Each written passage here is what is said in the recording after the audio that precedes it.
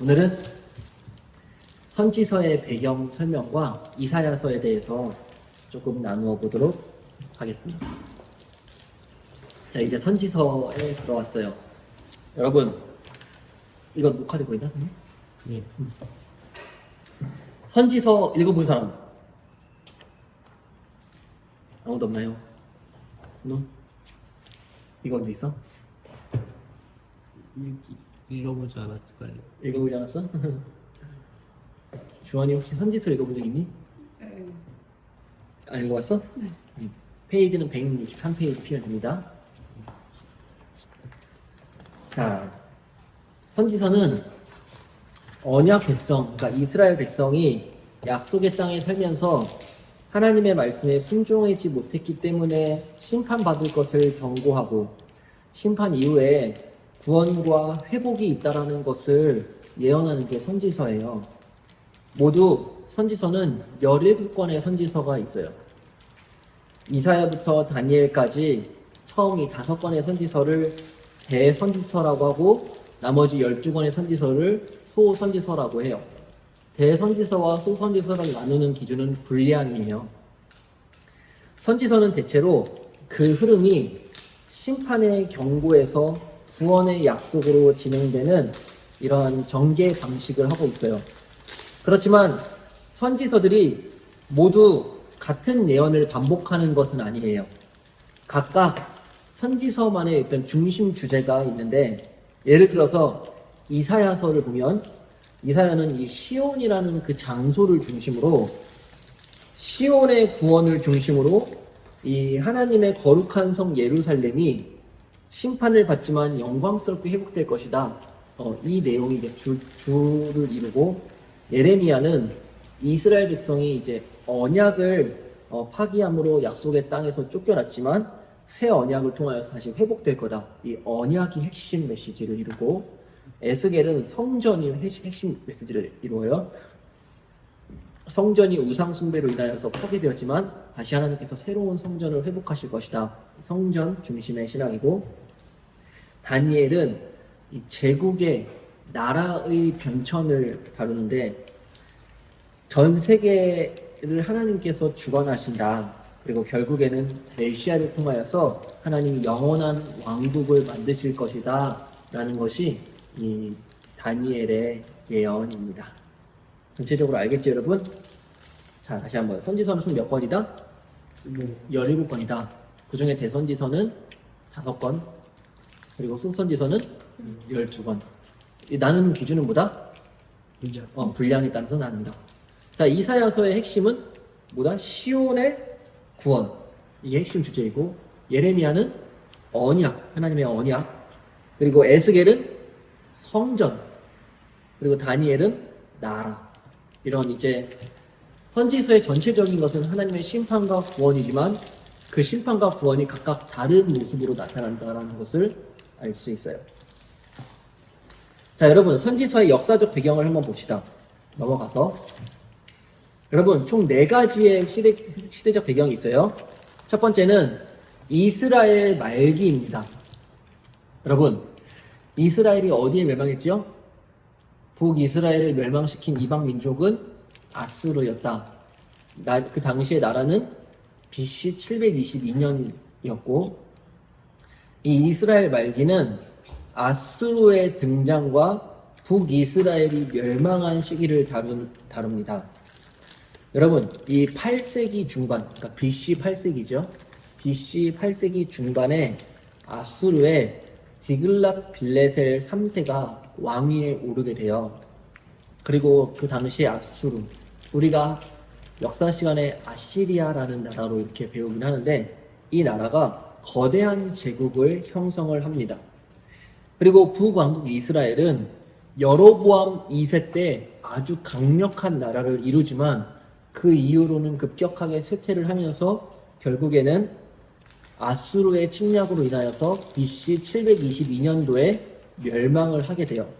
그리고 아수르는 큰 힘을 얻어서 북이스라엘뿐만 아니라 남유다까지 위협을 하게 되는데, 남유다를 위협할 당시에 그 당시에 남유다의 왕은 히스기야 왕이었어요.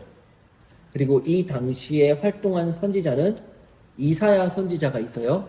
남유다에서 활동하는 선지자는 이사야고, 북이스라엘에서 활동하는 선지자는 요나, 아모스, 호세아, 미가 선지자가 있습니다. 거기다가 한번 선지자 이름에다 동그라미를 쳐놓으면 나중에 볼 때 좋을 거예요. 자, 첫 번째 시기가 언제다? 이스라엘 말기다. 두 번째 우리가 선지서를 살펴보아야 할 때 알아야 할 시기는 유다 말기입니다. 여러분, 7세기 말에 아수르 제국이 결국에는 쇠퇴하다가 아수르의 수도가 니느웨거든요. 이 니느웨가 요나서에 나와요. 이 니느웨가 바벨론에 의하여서 멸망을 당합니다.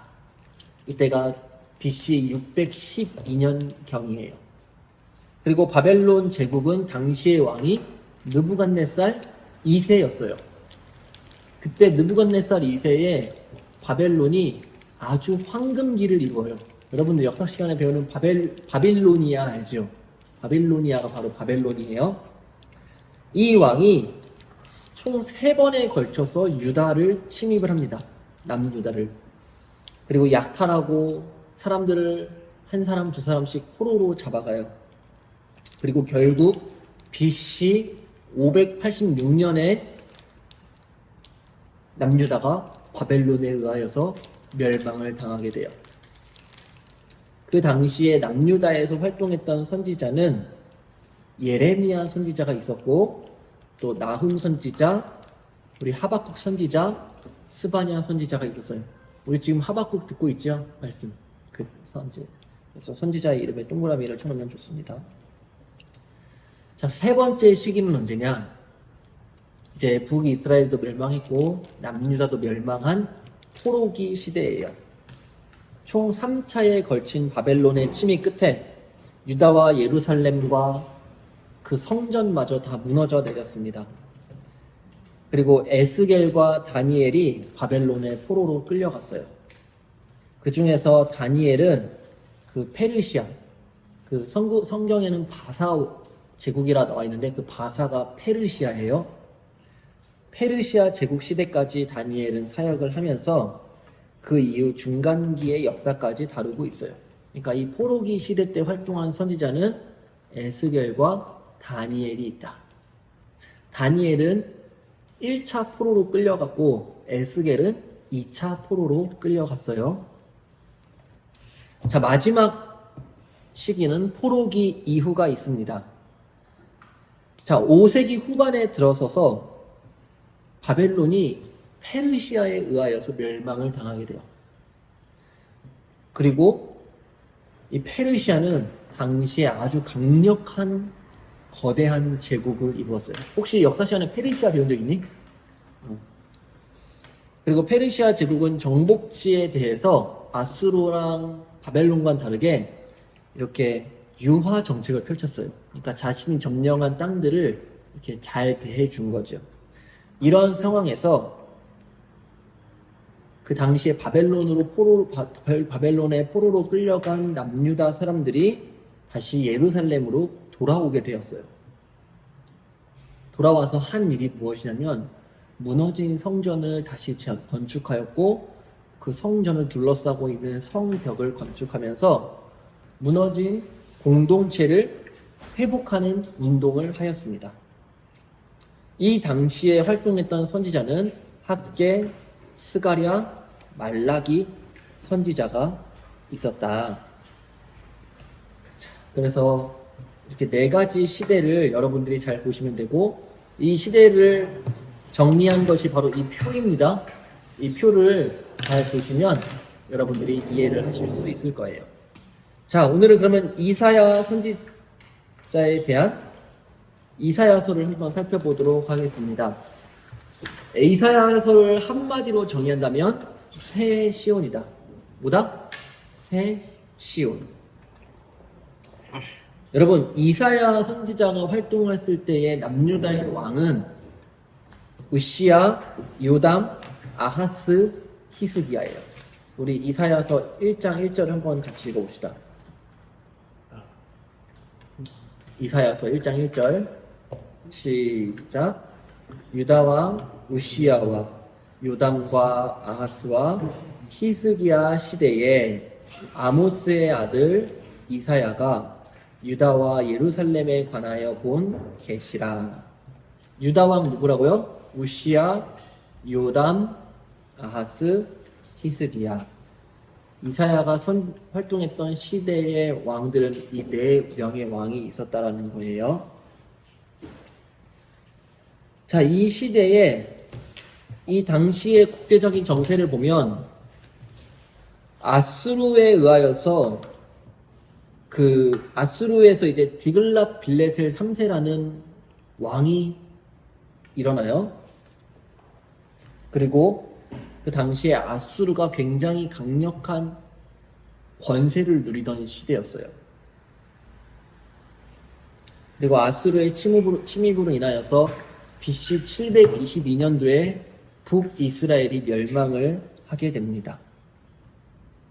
그리고 남한국 유다 역시 아수르에게 공격을 받았어요. 한마디로 이 이사야가 활동했던 시기는 북왕국 이스라엘이 아수르에 의하여서 멸망한 시기였고, 남한국 유다 역시 아수르에 의하여서 큰 고통을 당하였던 힘들었던 시기에 활동한 선지자가 바로 이사야 선지자이다. 이사야의 예언을 보면 이 시온의 위기를 이야기하는데, 시온이 뭐냐면 우리가 잘 알고 있는 예루살렘이에요. 예루살렘의 또 다른 이름이 바로 시온이다. 그래서 예루살렘은 하나님의 성전이 있는 도시예요. 그리고 또한 하나님의 영원한 왕권 약속을 받은 왕이 누구였지요? 다윗 왕이었죠. 그 다윗 왕궁이 있는 수도가 바로 이 예루살렘이에요. 이 예루살렘이 큰 위기에 처해 있는 상황이 바로 이사야가 활동했던 당시의 시기인데, 하나님은 이 무너진 시온, 무너진 예루살렘을 다시 회복시켜 주신다라고 이사야가 말하고 있는 거예요. 자, 이사야의 167페이지 넘어가서,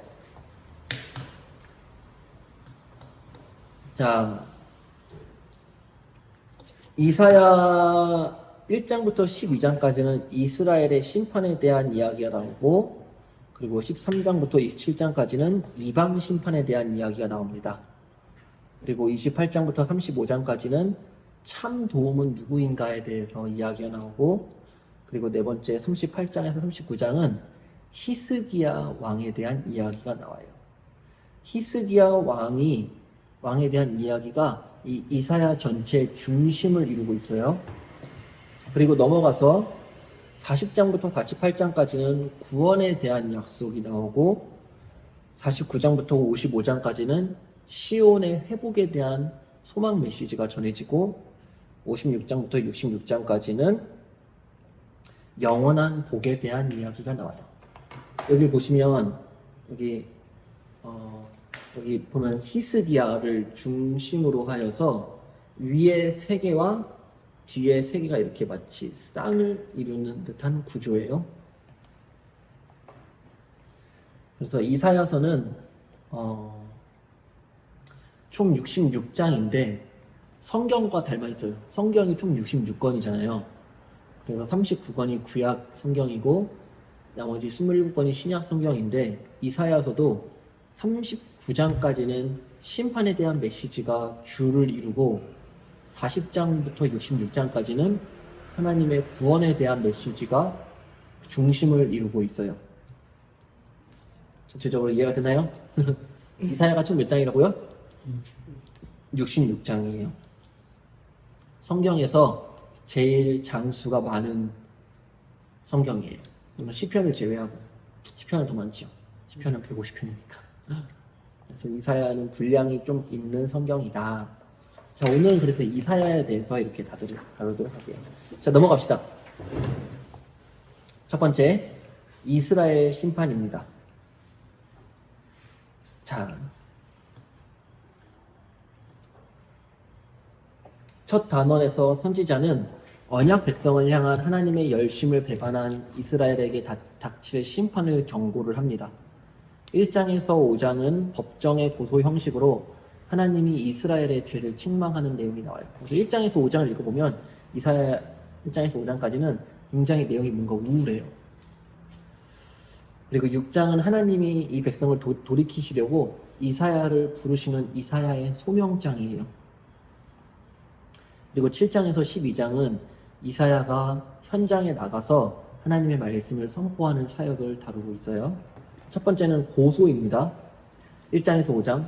1장은 타락한 시온에 대한 이야기가 나오고 있어요.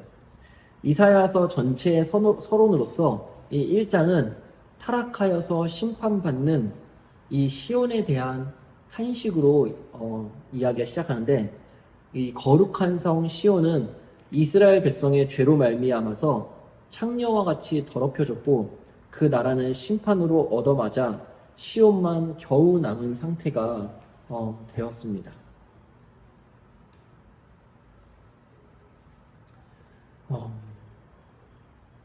그러나 하나님의 심판은 시온과 그 백성을 멸망시키는 것이 아니고 그 백성을 정결하게 하여서 하나님의 거룩한 백성으로 다시 회복시켜 주신다라는 그런 내용이에요. 그리고 2장부터 4장을 보면 이제 미래의 시온의 모습과 지금 현실의 시온의 모습에 대하여서 이야기가 나와요. 서두와 말미에 있는 시온의 종말론적 영광에 대한 선포로 이렇게 묶여지는데, 이 말씀은 1장에 제시한 바와 같이 미래에 회복될 시온의 영광에 대하여서 보여주는 말씀이에요. 그리고 또 중간 부분에는 이 당시에 이스라엘 백성들의 죄에 대해서 또 책망을 하는 장면이 나오면서 하나님의 심판의 메시지가 전해지는 것이죠. 5장에 가면 이제 하나님께 배역한 백성에 대한 이야기가 나오는데, 하나님은 이스라엘을 언약 백성으로 포도원을 가꾸는 농부와 같이 세심하게 돌보셨어요. 이사야서 5장에 보면 5장 1절을 한번 보세요. 나는 내가 사랑하는 자를 위하여 노래하되 내가 사랑하는 자의 포도원을 노래하리라. 여기 나오면 포도원 이야기가 나오죠. 여기 나오는 포도원이, 이사야서 5장 1절에 나오는 포도원이 그 이스라엘 백성을 상징하는 거예요. 그러면 포도원 주인은 누구냐? 하나님인 거예요. 하나님은 그 포도원을 세심하게 잘 다루어 주셨어요. 그러나 이스라엘 백성은 하나님의 그 따뜻한 보살핌에 보답하지 않고 오히려 죄를 지었지요. 5장 2절에 하나님께서 극상품 포도나무를 심었대요. 그러니까 최고로 좋은 포도나무를 심었는데, 그 포도나무가 어떤 열매를 맺으냐면 좋은 포도 맺기를 바랐더니, 하나님께서 당연히 좋은 포도나무를 심었으니까 좋은 열매를 맺기를 바랬는데 열매 맺은 것을 보니까 들포도를 맺었대요. 들포도는 아주 질이 나쁜 포도를 의미해요. 그러니까 하나님은 이스라엘 백성을 가장 좋은 모습으로 최고의 포도나무로 만들어 주셨는데, 이스라엘 백성이 죄를 지어서 아주 나쁜 죄악의 열매를 맺었다라는 것을 말하는 것이죠. 그 결과 하나님의 심판을 피할 수 없다라는 거예요. 그래서 하나님께서는 이사야를 이제 6장에 가서 부르십니다. 6장은 이사야가 하나님께 소명을 받는 장이에요. 이사야는 환상 중에 보좌에 앉으신 거룩하신 왕 여호와 하나님을 배웠어요. 그러나 선지자는 이 부정한 백성의 대표로서 거기 있고, 그래서 죽을 수밖에 없는 자였어요. 선지자는. 그래서 이사야 선지자를 보면 그 하나님께서 이사야를 이렇게 부르시는데, 6장에 보면 이사야가 이렇게 말해요. 6장 5절에 화로다 나는 망하게 됐도다. 왜냐하면 나는 입술이 부정한 사람이요 나는 입술이 부정한 사람들 중에 살면서 만군의 여호와이신 하나님을 배웠음이로다 라고 말하고 있어요. 그때 하나님께서 이사야의 입에 제단에 있는 숯불을 들어서 입에다가 넣어주세요. 그리고 나서 하나님께서 말씀하십니다. 이것이 이 수치 너의 입에 닿았으니 7절에 내 악이 제하여졌고 내 죄가 사하여졌느니라. 이사야가 죄의 용서를 받는 장면이 나와요. 그리고 나서 하나님이 말씀하십니다. 주께서 이르시되 내가 누구를 보내며 누가 우리를 위하여 갈고 그때 내가 이르되 내가 여기 있나이다 나를 보내소서 라고 하면서 이사야가 죄의 용서를 받고 하나님의 부르심에 응답하여서 선지자로 보냄을 받는 이사야 수명장이 이 6장에 등장을 합니다. 그리고 하나님께서는 이사야를 통하여서 이스라엘을 회복시켜 주실 이사야를 통해서 이스라엘의 회복의 메시지를 전하십니다. 그 7장부터 이제 본격적으로 이사야의 사역이 시작이 돼요. 소명을 받은 이사야는 유다 왕 아하스에게로 갑니다. 아하스는 당시 남유다의 아주 악한 왕이었어요. 얼마나 악했냐면 우상 숭배를 하였고 이방의 가증한 풍속을 따라간 아주 악한 왕이었어요. 열왕기하 16장 3절에서 4절 한번 찾아봅시다. 열왕기하 16장 3절에서 4절. 얘들아 안 되겠다. 너무 높다. 이 부족하면 좀 먹어. 열왕기하 16장 3절에서 4절. 맛있다.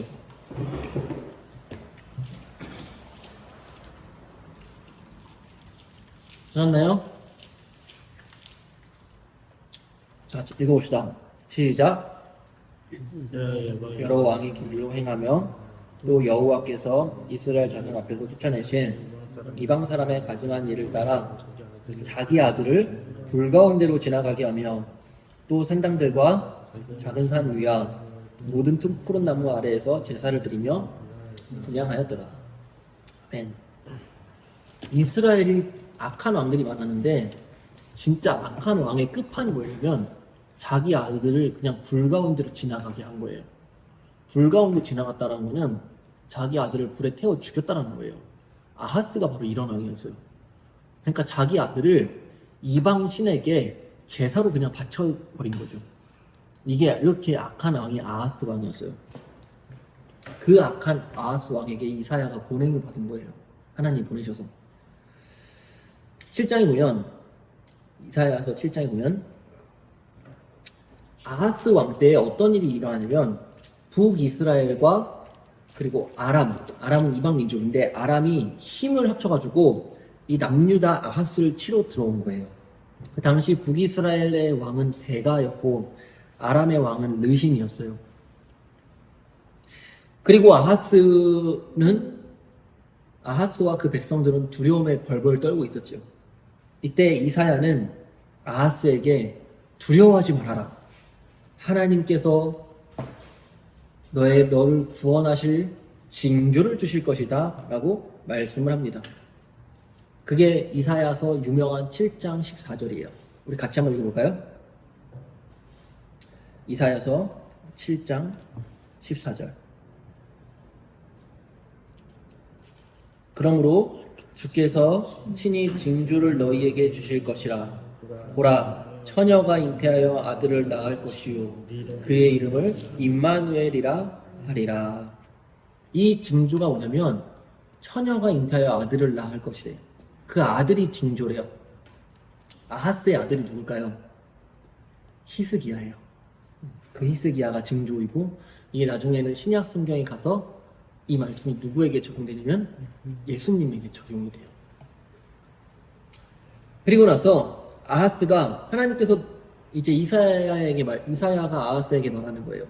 아하스 왕이여, 하나님이 당신을 구해 주시니까 두려워하지 말고 하나님께 도움을 구하십시오 라고 하나님께 도움을 구하라고 하지만 아하스 왕은 하나님에게 도움을 구하지 않아요. 누구에게 도움을 구하냐면 그 북쪽에 있는 아수르 왕에게 도움을 요청해요. 그리고 나서 하나님의 심판이 임하는 것이죠. 그 심판의 결과가 뭐냐면 유다는 아수르에 의하여서 공격을 받을 것이다. 그러나 아수르에 의해서 공격을 받지만 그 히스기야 왕 때에 아수르에 의해서 공격을 받거든요. 근데 히스기야가 하나님을 철저히 의지함으로써 하나님께서 아수르의 공격으로부터 남유다를 구원해 주시죠. 그 내용이 바로 이 이사야서 7장이에요.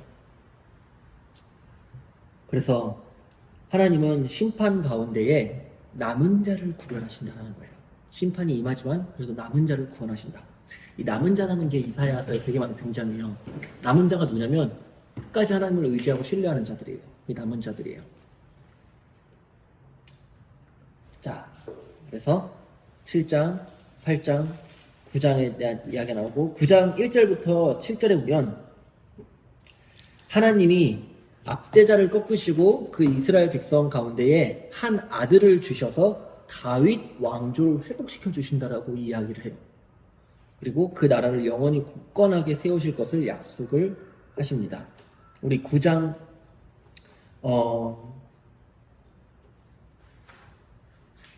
9장 6절 한번 읽어볼까요? 이사야서 9장 6절.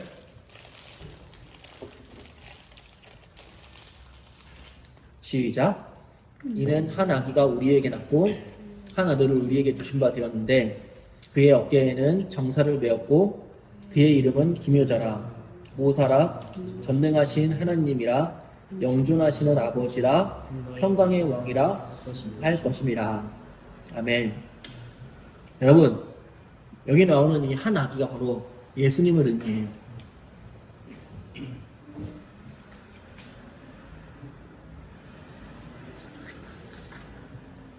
그리고 9장과 10장에 넘어가서는 심판에 대한 경고가 계속 이어져요. 9장 한번 보세요. 9장 12절에 말미에 여호와의 진노가 돌아서지 아니하며 그의 손이 여전히 펴져 있으리라. 17절에도 말미에 여호와의 진노가 돌아서지 아니하며 그의 손이 여전히 펴져 있으리라. 21절에도 여호와의 진노가 돌아서지 아니하며 그의 손이 여전히 펴져 있으리라. 그리고 10장 4절에서도 여호와의 진노가 돌아서지 아니하며 그의 손이 펴져 있으리라. 범죄한 이스라엘 백성을 향하여서 여호와 하나님의 손이 돌아서지 아니하며 여전히 펴져 있어서 심판이 임할 것이다라는 심판의 메시지가 전에 선포되어지는 것이죠. 그러니까 이 이사야서는 심판의 메시지, 하나님 구원하실 것이다. 또 다시 심판의 메시지, 하나님 구원하실 것이다. 이 심판과 구원이 계속 반복이 되는 거예요. 알겠죠? 그리고 이제 12장에 넘어가서 10장부터 12장까지는 궁극적 구원에 대한 이야기가 나오는데 171페이지입니다. 하나님은 아수르를 심판의 몽둥이로 사용해서 이스라엘을 치시고 시온을 망하게 하시지만 그 이후에 이 교만한 아수르도 하나님이 심판하시고 이스라엘 백성을 결국에는 구원하실 것이다 라고 말씀을 하고 있어요.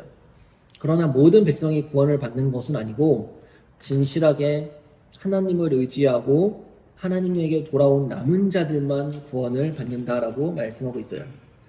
여러분, 10장 20절에서 23절을 보면 보세요. 10장 20절에 그날에 이스라엘의 남은 자와, 그쵸? 남은 자에 대한 이야기 나오죠. 그리고 21절에서도 남은 자, 곧 야곱의 남은 자가 능하신 하나님께로 돌아올 것이라. 22절에서도 이스라엘이여 내 백성이 바다의 모래 같을지라도 남은 자만 돌아오리니. 그쵸? 그래서 이 이사야서에서는 하나님께서 남은 자들만 돌아오게 하신다라고 하면서 이 남은 자에 대한 이야기가 계속해서 등장하고 있어요. 그러니까 다 구원하시는 게 아니고 남은 자만 구원하신다. 이 남은 자가 과연 누구일까? 이거에 대해서 좀 살펴보도록 할게요. 앞으로. 자, 넘어가서 13장부터 27장까지는 각 나라의 심판에 대한 메시지가 등장하고 있어요. 네, 여러분, 이스라엘 주변에는 여러 나라들이 있어요. 172페이지 한번 보세요. 172페이지 보면 예루살렘이 있죠, 가운데.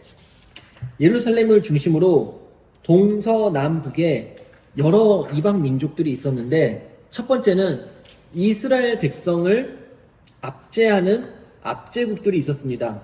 그 압제국은 바벨론과 아수르예요. 보이시죠? 그리고 이스라엘 백성과 치열하게 다투면서 싸웠던 나라들이 있어요. 그 나라는 블레셋, 모압, 다메섹, 북이스라엘입니다.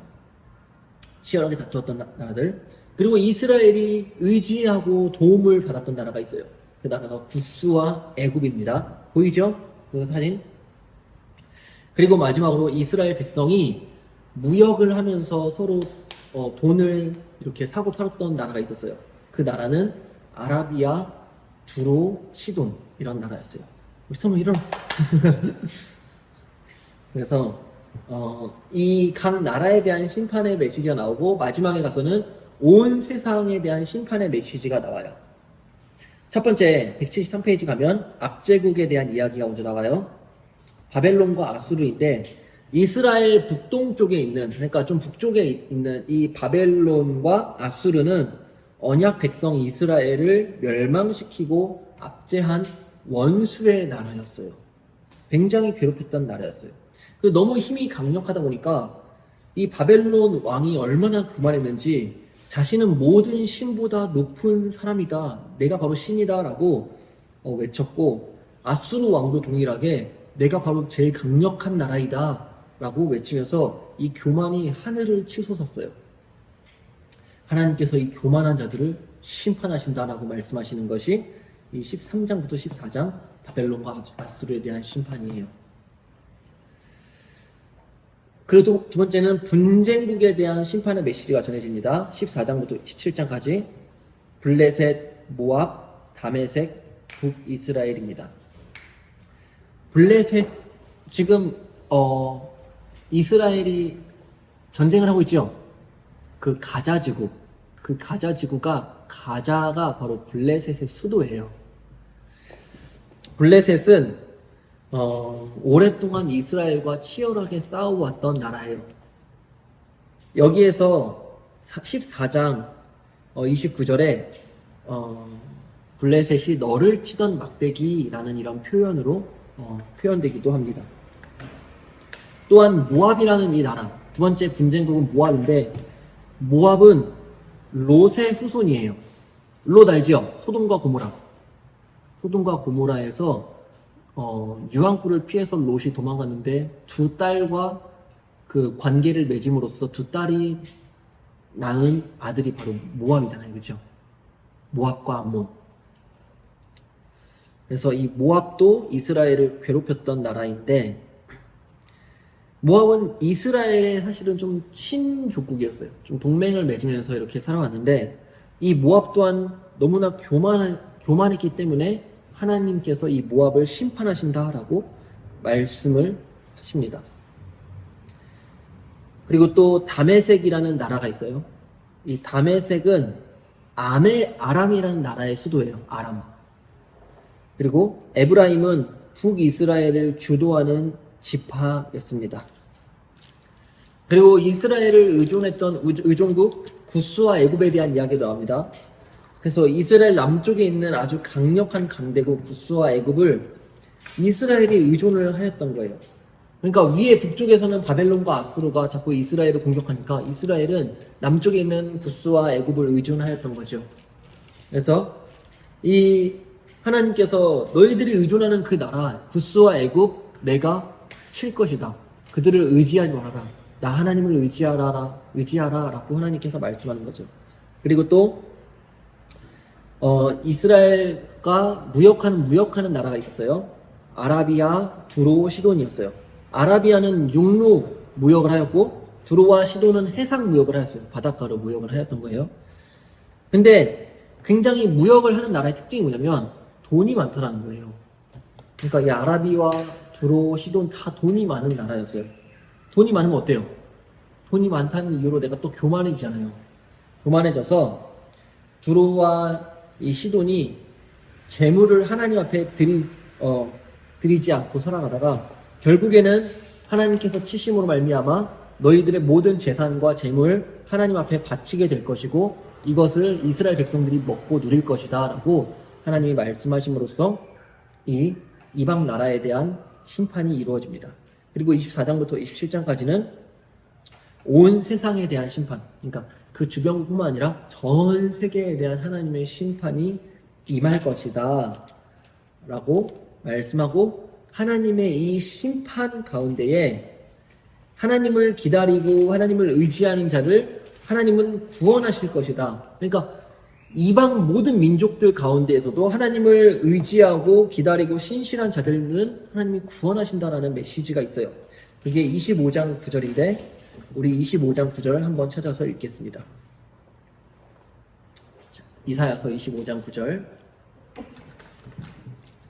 같이 읽어보겠습니다. 시작. 그날에 말하기를 이는 우리의 하나님이시라. 우리가 그를 기다렸으니 그가 우리를 구원하시리로다. 이는 여호와시라. 우리가 그들을 기다렸으니 우리는 그의 구원을 기뻐하며 즐거워하리라 할 것이며. 자, 여기까지만 하고 잠깐 쉴 텐데, 그러니까 심판이 이스라엘에게만 임하는 것이 아니라 이스라엘 주변에 있는, 이스라엘 위에 있는 강대국, 이스라엘이 분쟁하는 분쟁국, 이스라엘이 의지하는 의존국, 이스라엘이 무역하는 무역국, 그 나라들의 하나님의 심판이 있는 거예요. 심판의 특징이 뭐냐면 교만한 자들을 향한 심판이에요. 뿐만 아니라 전 세계에 하나님의 심판이 전해질 거예요. 그리고 전 세계에 하나님의 심판이 선포되어지는데, 하나님께서 누구를 구원하실 거다? 그날에 하나님을 기다리고 하나님 나를 구원하시고 하나님을 신실하게 의지하는 자를 하나님은 구원하실 것이다 라고 말씀을 하고 있습니다. 이제 이사야서 28장입니다. 옆에 성경을 펴놓고, 여러분 이제 앞에까지는 이방 나라와 전 세계에 대한 심판이 이루어졌잖아요, 그렇죠? 이제 28장부터는 다시 초점이 이스라엘에게 맞춰지게 돼요. 선지자는 이스라엘이 이 위기의 시대에 다른 강대국을 의지하는 것은 어리석은 짓이다. 아무리 강한 나라가 있을지라도 너희들 그 나라 의지하지 말고 오직 하나님만 의지하라 라고 말씀을 하고 있는 거예요. 아까 우리 앞에 이사야 7장에서 아하스 다뤘죠. 아하스 기억나요? 그 아하스 왕이 아람과 북이스라엘 연합군이 쳐들어올 때에 하나님을 의지하려고 아수르에게 도움을 요청했단 말이에요. 그런데 아수르는 아람과 북이스라엘만 멸망시키는 선에서 그치지 않고 유다에까지 쳐들어왔어요. 그때 유다의 모사꾼들은 또 다른 강대국, 우리 이제는 애굽을 한번 의지해 봅시다 하면서 애굽을 의지하려고 했어요. 여기에 대해 이사야 선지자는 너희들의 그런 행위가 어리석은 행위들이다. 오직 참 도움이신 여호와 하나님만 의지하여라 라고 하나님 이렇게 말하고 있는 것입니다.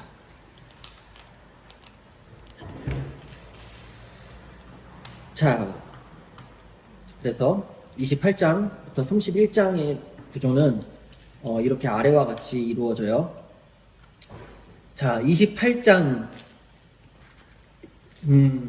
1절을 보면 화 있을진저라는 표현 찾았나요? 28장 1절에 그렇죠? 화 있을진저 나오고, 29장 1절에 29장 1절이 아니라 29장 1절에 나오죠? 슬프다라는 표현 나오죠? 그리고 29장 15절에 보면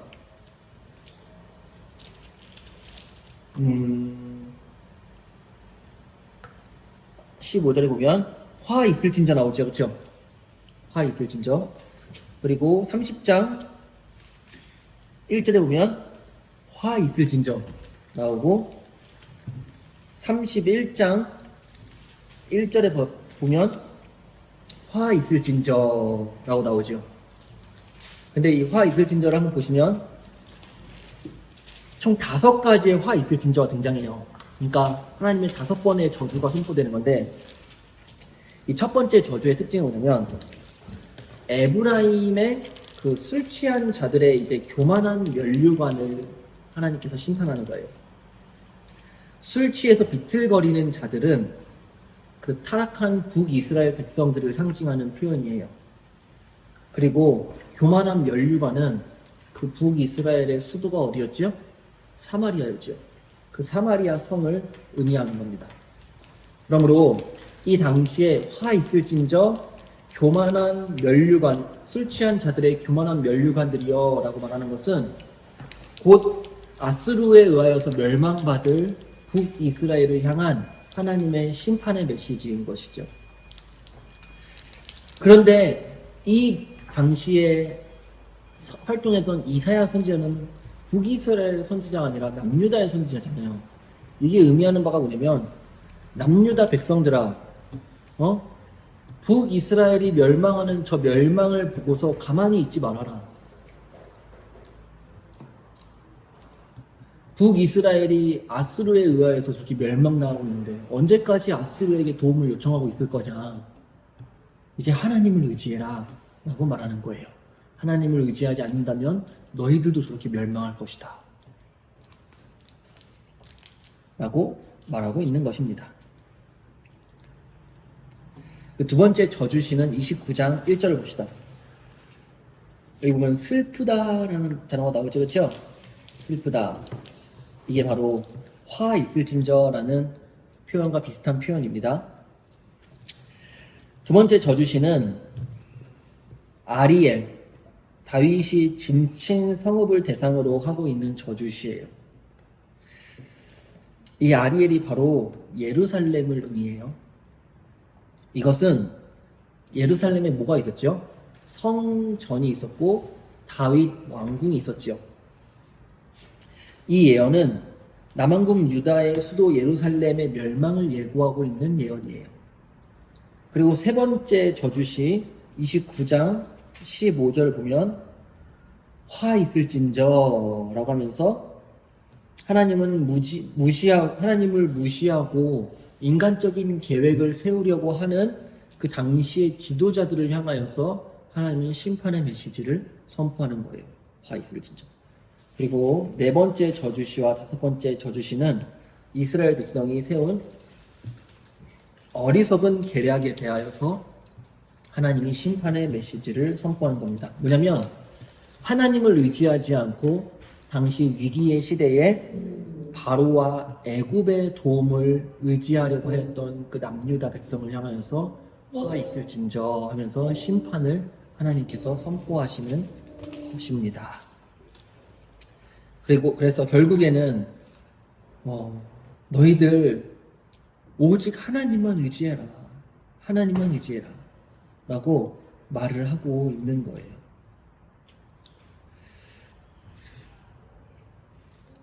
그래서 31장 5절에 보면 우리 같이 한번 읽어봅시다. 31장 5절.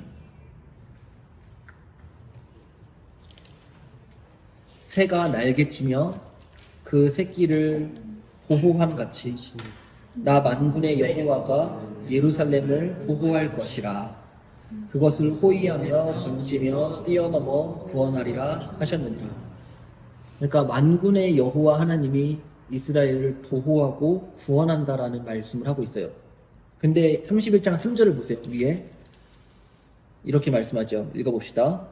애굽은 사람이요 신이 아니며 그들의 말들은 육체요 영이 아니라 여호와께서 그의 손을 펴시면 돕는 자도 넘어지며 도움을 받는 자도 엎드려져서 다 함께 멸망하리라.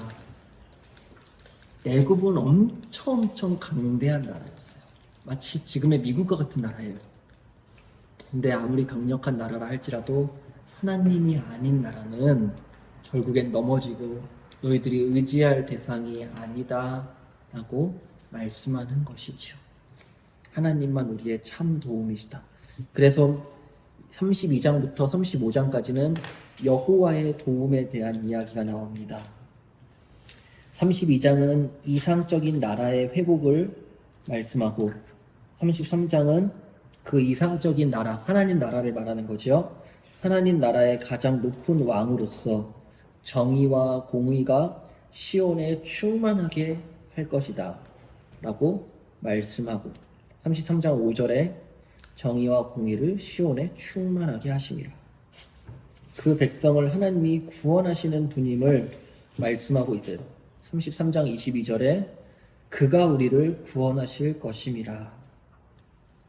또 34장은 다시 이방 나라를 향한 하나님의 진노를 말씀하고 있습니다. 그리고 35장에서는 마치 출애굽과 같이 하나님이 그 백성을 광야의 길로 인도하시고 마침내는 시온으로 돌아오게 하실 것이다 라고 말씀하고 있습니다. 35장 10절을 같이 읽어볼까요? 시작. 여호와의 속량함을 받은 자들이 돌아오되 노래하며 시온에 이르러 그들의 머리 위에 영영한 희락을 띠고 기쁨과 즐거움을 얻으리니 슬픔과 탄식이 사라지리로다. 아멘. 얘들아, 그러니까 너희들 애굽을 의지하지 말고 하나님께로 돌아와. 하나님만이 너희를 도우실 수 있는 참 도움이야.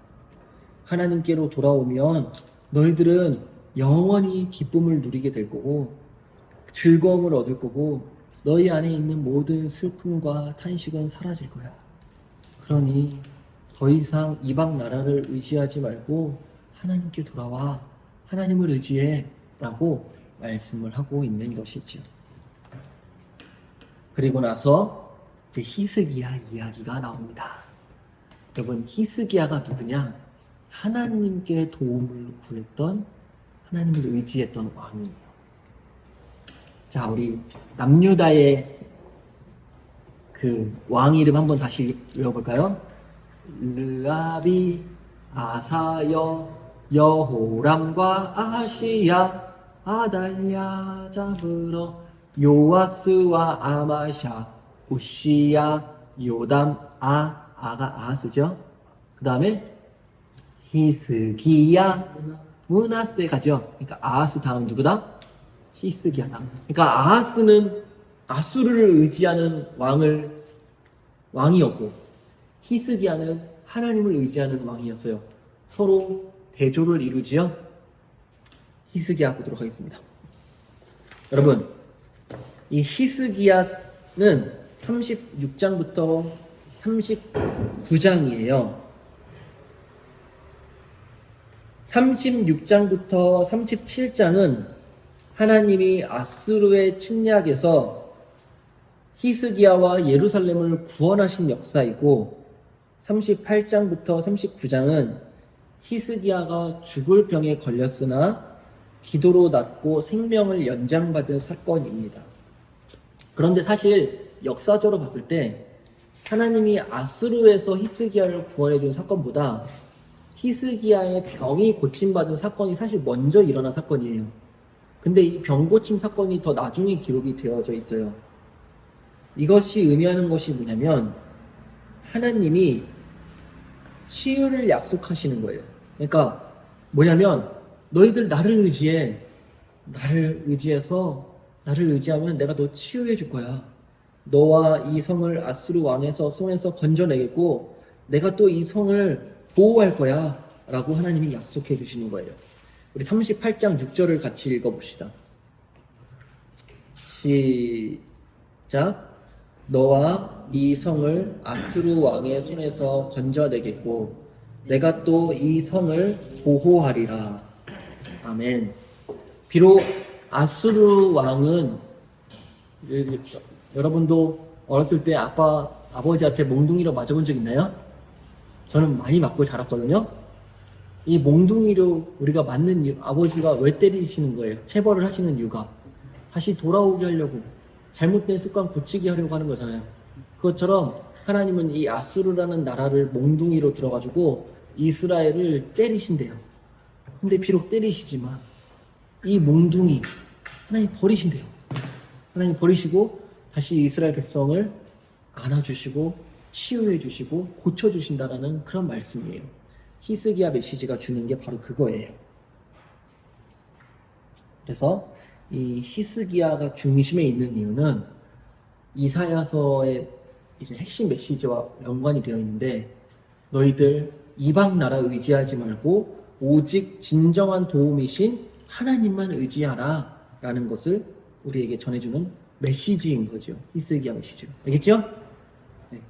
자, 다음에 40장으로 넘어갑시다. 자, 이사야서는 총 몇 장이라 했죠? 66장이에요. 1장부터 39장까지는 하나님의 심판에 대한 메시지가 주를 이루지만 40장부터 66장까지는 하나님의 구원과 회복에 대한 메시지가 주를 이루고 있어요. 자, 이제 40장이 됐습니다. 자, 40장부터 44장까지는 유일한 창조주이신 하나님에 대한 이야기가 나와요. 40장부터 42장까지는 만물의 창조자입니다. 40장은 포로로 잡혀있는 백성을 향하여서 위로와 구원의 말씀을 선포하는 것으로 이제 메시지가 시작이 돼요. 40장 1절 같이 읽어볼까요? 시작. 너희의 하나님이 이르시되 너희는 위로하라 내 백성을 위로하라. 하나님의 위로의 메시지가 이제 등장하는 거죠. 앞에는 화로다 이런 말씀이 있었는데, 그렇죠? 그리고 나서 41장에서는 하나님은 택하신 백성 이스라엘을 향하여서 구원을 약속하시며 너희들 더 이상 이제 두려워하지 말아라. 내가 너희를 구원할 거야 라고 말씀을 해주는 것입니다. 41장 10절 우리 유명한 말씀인데 한번 같이 읽어봅시다. 41장 10절 시작. 두려워하지 말라 내가 너와 함께하리라. 놀라지 말라 나는 내 하나님이 됨이라. 내가 너를 굳세게 하리라. 참으로 너를 도와주리라. 참으로 나의 의로운 오른손으로 너를 붙들리라. 네. 여러분, 구원은 뭐냐면 하나님이 나의 하나님이 되어주는 거예요. 구원 받지 못하고 심판을 받는다는 것은 무엇이냐면 하나님이 아닌 것을 의지하고 살다가 결국에 멸망받는 거예요.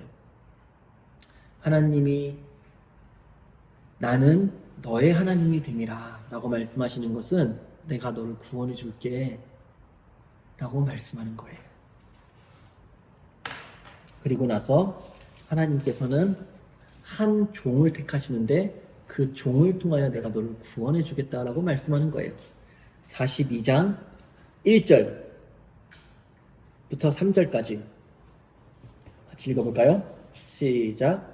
내가 붙드는 나의 종, 내 마음에 기뻐하는 자, 곧 내가 택한 사람을 보라. 내가 나의 영을 그에게 주었은즉 그가 이방에 정의를 베풀리라. 그는 외치지 아니하며 목소리를 높이지 아니하며 그 소리를 거리에 들리게 하지 아니하며 상한 갈대를 꺾지 아니하며 끄지 아니하고 진실로 정의를 시행할 것이며. 여기 보면 나의 종이라는 말씀이 나오죠. 여기 나오는 종이 예수님을 의미해요. 알겠죠? 이걸 종의 노래라고 해요. 이제 42장부터 시작해서 이제 이사야서에는 곳곳에 종의 노래가 나와요.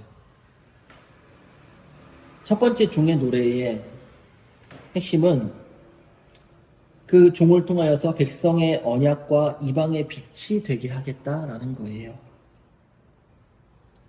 그리고 그 종을 하나님이 기뻐하신다라고 했어요.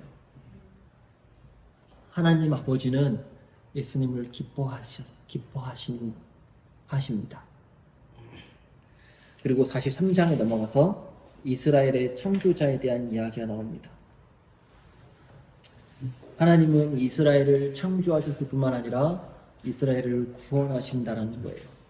너희들이 지금 의지하고 사랑하는 그런 우상들은 너희들을 창조한 것들이 아니다. 그런 것들은 힘이 없고 아무런 능력이 없다.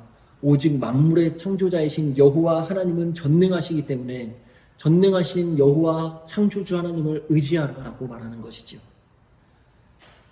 그래서 이사야의 이 예언을 요약하면 하나님은 우상과 비교할 수 없는 창조주 하나님이시다. 그러니까 우상 의지하지 말고 창조주 하나님을 의지하라 라고 말하는 것이죠. 히스기야는 성전에 올라가서 앞에 이사야 37장에 보면 기도하는데 히스기야가 37장 우리 16절 봅시다. 37장 16절에서 이렇게 기도를 하였습니다. 그룹 사이에 계신 이스라엘 하나님 만군의 여호와여, 주는 천하 만국의 유일하신 하나님이시라. 주께서 천지를 만드셨나이다. 히스기야가 하나님을 의지할 수 있었던 이유는 히스기야는 하나님이 누구이신지를 분명히 알았어요. 하나님은 어떤 분이시다? 천지를 만드신 전능하신 하나님이시다. 여러분들이 하나님을 의지해야 되는 이유는 무엇이냐면 이 세상에는 천지를 만든 사람은 단 한 사람도 없어요. 오직 이 천지를 만드신 분은 여호와 하나님 한 분뿐이십니다. 그분은 전능하셔서 천지를 만드신 거예요. 그래서 우리는 하나님을 의지해야 돼요. 전능하신 여호와 하나님. 알겠죠? 45장에 넘어갑시다. 45장에 가면 이제 바벨론을 하나님이 심판하신다라고 말씀해요. 44장에 하나님께서 고레스를 택하시는데 고레스는 아직 태어나지도 않은 사람이에요. 고레스는 누구냐면 바사 왕국의 왕이에요. 바사가 어디라죠? 페르시아잖아요. 그렇죠? 아직 페르시아는 등장하기도 전이에요. 이 당시에. 근데 하나님께서 이사야에게 앞으로 일어날 일에 대해서 미리 말씀해 주신 것이죠. 44장에 보면 44장 28절에 고레스에 대하여 이르기를 내 목자라. 하나님의 목자래요. 하나님의 뜻을 이룬다라는 거죠. 그리고 하나님은 바벨론을 무너뜨리기 위해서 고레스를 세우셨다라고 말씀을 합니다. 그리고 하나님은 고레스를 세우셔서 바벨론을 무너뜨릴 뿐만 아니라 이스라엘 백성을 구원하실 거다라고 말씀을 하세요. 그리고 진짜 이 예언이 이루어졌어요. 어떻게 이루어졌냐면 페르시아 당시에 이스라엘 백성들이 그 포로로 끌려가 있었거든요. 근데 바사왕 그 고레스 시대에 고레스가 그 선포를 해요. 너네들 이제 예루살렘으로 돌아가. 그리고 거기서 성전을 지어. 라고 선포를 하고 진짜 돌아와요. 그래서 성전을 지어요. 하나님이 쓰신 거죠. 바사왕 고레스를. 그럼 볼까요? 우리 한번 찾아볼까요? 에스라 1장 1절. 찾아봅시다. 에스라 1장 1절.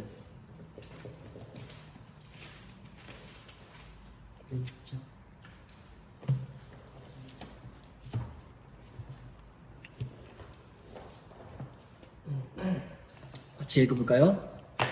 에스라 1장 1절. 준비됐나요? 에스라 1장 1절.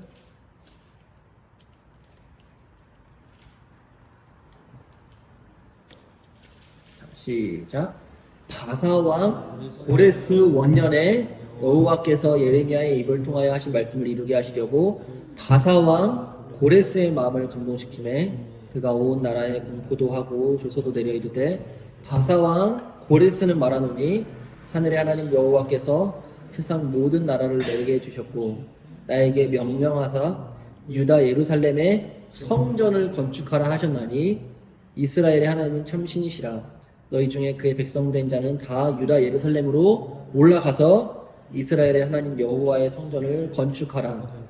그는 예루살렘에 계신 하나님이시라. 어때요?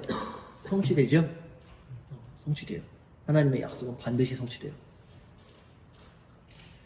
그리고 46장부터 47장까지는 이제 바벨론이 멸망할 것에 대한 메시지와 이스라엘 백성이 그 바벨론의 포로에서 회복될 것이다 라는 예언을 하고 있습니다. 바벨론의 우상은 벨과 느보였는데 하나님은 그것들과 비교할 수 없는 전능한 창조주 하나님이시다 라고 말씀을 합니다. 그리고 바벨론이 멸망당할 것이고 바벨론이 멸망당하는 것에 대해서 이사야 47장에서는 바벨론의 멸망을 조롱해요. 그러니까 우상을 섬기는 자는 결국에 이렇게 수치를 당하면서 부끄러움 가운데 멸망당할 것이다 라는 것을 말씀하는 것이지요. 자, 넘어가서 이사야서 49장부터 이제 시온이 회복이 되어집니다. 49장 1절부터 13절에 보면 또 종의 노래가 나와요. 종의 노래가 나옵니다. 49장 3절 한번 읽어볼까요? 시작. 내게 이르시되 너는 나의 종이요 내 영광을 내 속에 나타낼 이스라엘이라 하셨느니라. 여기도 종이 나오죠? 근데 여기 나오는 종은 예수님을 말씀하는 게 아니고 이스라엘을 말하는 거예요. 그러니까 이사야서에 나오는 이 종이라는 단어가 한편으로는 예수님을 가리키지만 또 한편으로는 이스라엘을 가리켜요. 이게 상호 교차적으로 쓰이는 거예요. 49장부터 이제 두 번째 종의 노래가 등장합니다. 하나님께서는 이 종을 모태에서부터 택하시고 하나님의 영광을 나타내시려고 이 종을 택하셨다라고 말씀을 합니다. 그리고 49장 14절을 보시면 이제 종이 시온이 이제 탄식하는 이야기가 나와요. 시온은 마치 남편에게 버림받고 자식까지 잃어버린 채 탄식하는 여인과 같아요. 그래서 하나님이 남편이고 시온은 버림받은 아내입니다. 시온이 이렇게 버려진 것은 하나님이 아무 이유 없이 버리신 것이 아니라 이스라엘 백성이 우상을 섬겼기 때문에 그것에 대하여서 하나님에 대한 심판이었던 거예요. 50장 1절을 한번 읽어볼까요? 그 내용이 이사야서 50장 1절에 나와 있어요. 시작. 나 여호와가 이같이 말하노라. 내가 너희의 어미를 내보낸 이혼 증서가 어디 있느냐. 여기 나오는 너희의 어미가 바로 예루살렘 시온을 의미하는 거예요. 내가 어느 체주에게 너희를 팔았느냐. 보라, 너희는 너희의 죄악으로 말미암아 팔렸고. 왜 팔렸다고요? 죄악으로 말미암아. 너희의 어미는 너희의 배역함으로 말미암아 내보냄을 받았느니라. 죄 때문에 이혼당했다라는 거예요. 하나님으로부터 떠났다라는 거예요. 그리고 나서 50장에 가서 세 번째 종의 노래가 나옵니다.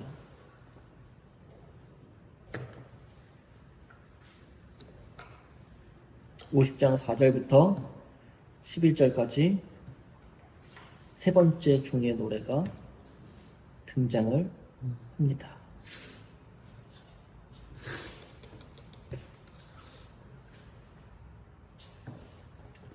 그리고 51장부터 52장은 하나님께서 구원을 약속하시는 내용이 등장해요.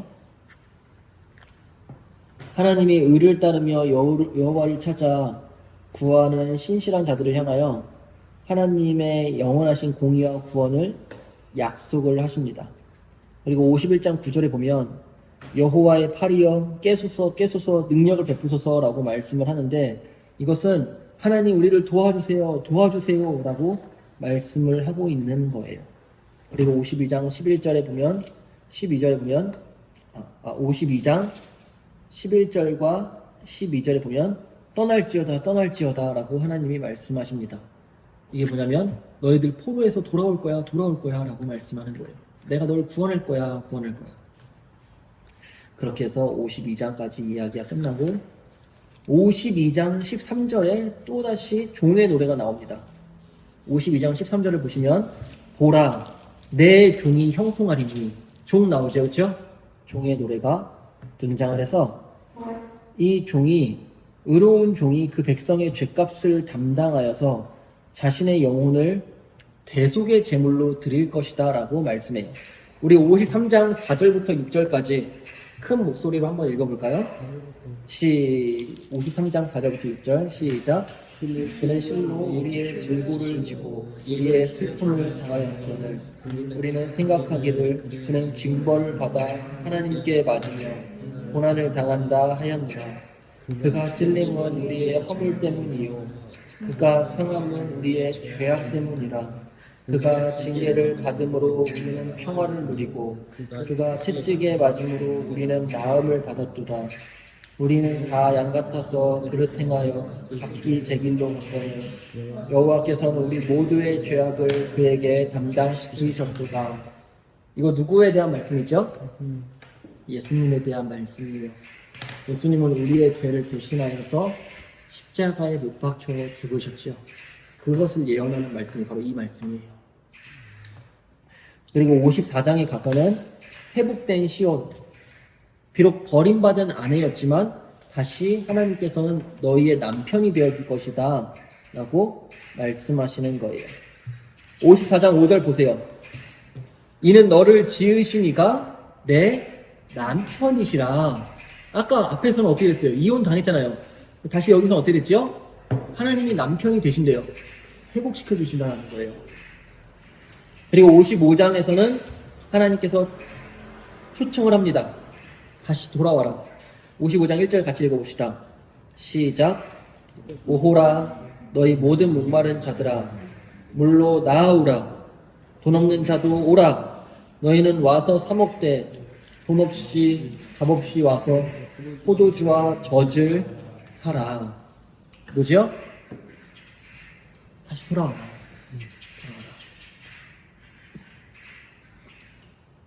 그리고 나서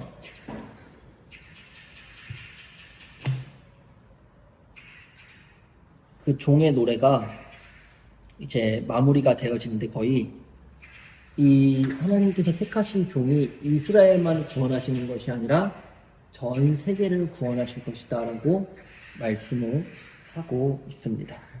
55장 4절에서 5절 보면 내가 그를 만민에게 증인으로 세웠고 라고 말씀하고 있죠. 만민, 모든 나라. 49장 6절에서도 나의 구원을 땅끝까지 이르게 하리라 라고 말씀하고 있어요. 49장 6절에. 자, 넘어가서 이제 마지막 7번째 56장부터 66장까지입니다. 여기서 이제 영원한 복에 대하여서 말씀을 해요. 56장부터 59장까지는 의인과 악인에 대해서 이야기를 합니다. 새 시대에는 외인들이라도, 그러니까 이방인들이라도 여호와께 연합하고 그의 언약을 굳게 지키면 그들에게도 하나님께서 기업을 주신다라고 말씀을 하십니다. 뭐냐면 하나님께서 이제 이방인들까지 구원해 주신다라고 말씀을 하는 거예요. 이 말씀이 신약에 와서 이루어졌지요, 더. 그리고 우리가 바로 그 이방인이잖아요. 우리 이스라엘 사람들 아니에요. 근데 우리가 예수를 믿게 되었잖아요. 이 약속이 성취된 거예요. 알겠죠? 자, 넘어가서 56장부터 58장까지는 악한 이스라엘이 이제 벌을 받을 것이다. 이제 이스라엘의 타락한 영적 지도자들과 이스라엘의 부패한 정치 지도자들을 하나님이 심판하실 것이다. 너희들의 악행을 심판하실 것이다 라고 하나님이 심판에 대한 메시지를 말씀하시고 59장에 가서 여호와의 역사에 대해서 말씀합니다. 이스라엘 백성이 망한 것은 하나님의 능력이 부족했기 때문이 아니다. 자신들의 죄 때문에 멸망한 것이다. 59장 1절 2절 같이 읽어봅시다. 시작. 여호와의 손이 짧아 구원하지 못하심도 아니요 귀가 둔하여 듣지 못하심도 아니라 오직 너희 죄악이 너희와 너희 하나님 사이를 갈라놓았고 너희 죄가 그의 얼굴을 가리어서 너희에게서 듣지 않으시게 함이니라. 하나님이 우리를 구원하지 못하시는 이유는 능력이 약해서일까요? 아니에요. 뭐 때문에 그렇죠? 우리의 죄 때문에 하나님과의 관계가 막혀있기 때문에 그래요. 그리고 60장부터 이제 시온이 다시 영광스럽게 회복될 것이다 라고 말씀합니다. 60장 1절에 일어나 빛을 발하라 이는 내 빛이 이르렀고 여호와의 영광이 내 위에 임하였음이니라. 여기서 말하는 너는 누구일까요? 바로 시온을 가리키는 거예요. 시온이 뭐라고요? 예루살렘이에요. 예루살렘은 이스라엘 백성을 의미하는 거고 그 예루살렘은 하나님이 함께 하시는 나라예요. 그리고 61장은 이제 5번째 종의 노래로 이루어집니다. 시온은 하나님의 이제 신부이며 하나님은 시온의 신랑으로서 그 구원을 이루도록 쉬지 않고 일하실 것이다 라고 말씀하고 있습니다.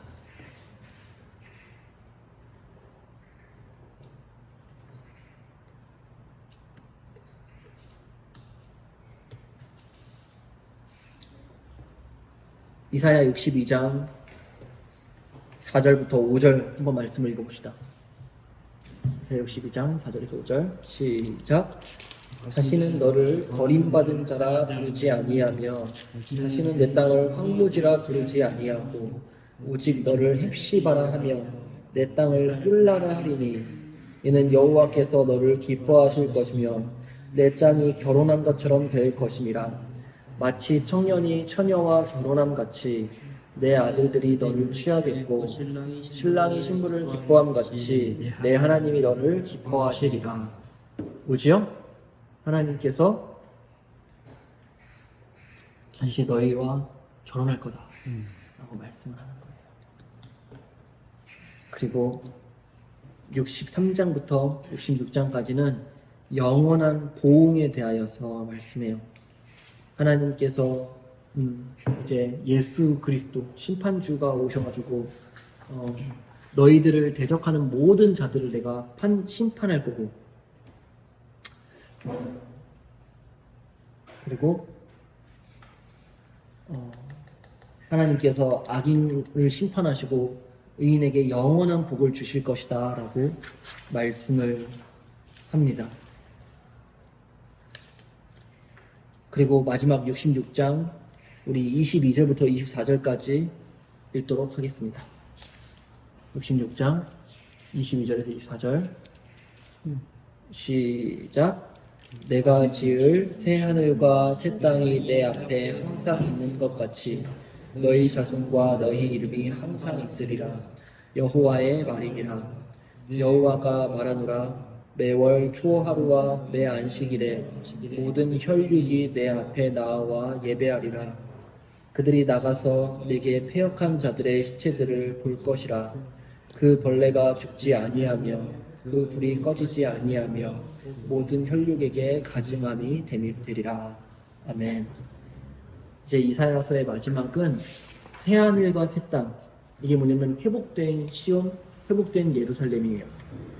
여기에 너희 자손과 너희 이름이 항상 있을 거래요. 그러니까 이 새하늘과 새 땅 회복된 시온에서 너희는 평생 살아갈 것이다.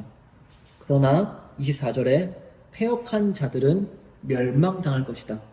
어떻게 멸망당할 것이냐면 그 벌레가 죽지 아니하며 그 불이 꺼지지 아니하여. 뭐냐면 영원히 꺼지지 아니하는 불 가운데에 하나님을 의지하지 않고 우상을 섬긴 자들은 영원히 멸망할 것이다 라는 심판의 메시지로, 또한 앞에서는 구원의 메시지로 이사야서 전체 말씀이 끝이 납니다. 전체적으로 이해가 잘 되셨나요? 오늘은 이사야서 여기까지 마치도록 하겠습니다. 우리 박수로 마치도록 하겠습니다.